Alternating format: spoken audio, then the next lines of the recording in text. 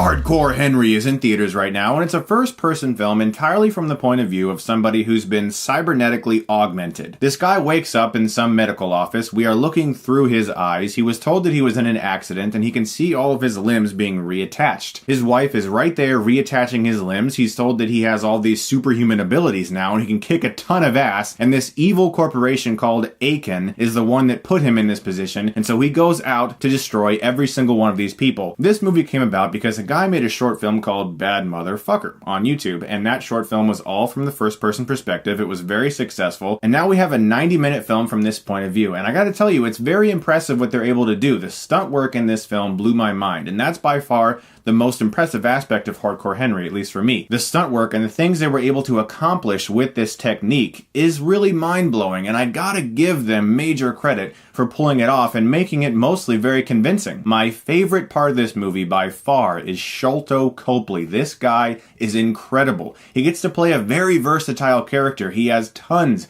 of interesting things to do and say. He also gives the film the majority of its humor. But unfortunately, that technique that is very impressive for about 30 minutes loses its impact after a while, and you start to care less about what's going on. In fact, you don't really care at all because the characterization in this film is very poor. Sholto Copley's character is the most entertaining and fun part of this movie, but he basically exists to be the guy to tell Henry where to go after he kills like 1,000 people. There'll be this crazy frenetic action scene with all this insane stuff happening, and then it'll end and he'll look at his phone and Sholto will have like a dot on a GPS saying, "Hey, go here. This is where more people are you gotta kill."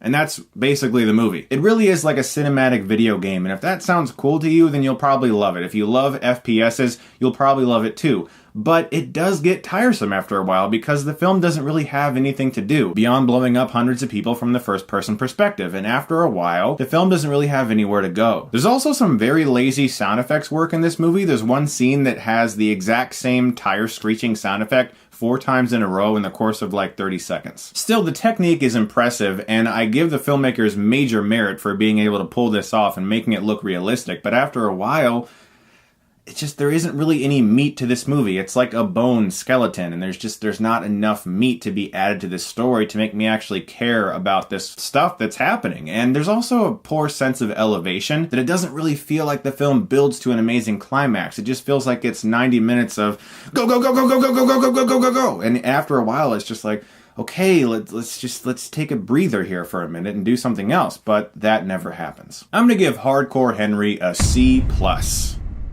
I think if you're an action junkie like I am, it is worth seeing at least once just to experience it, but I don't really think it's worth seeing in theaters. Guys, if you missed my review of the Star Wars Rogue One trailer, which looks amazing, I explain why I have braces in that video.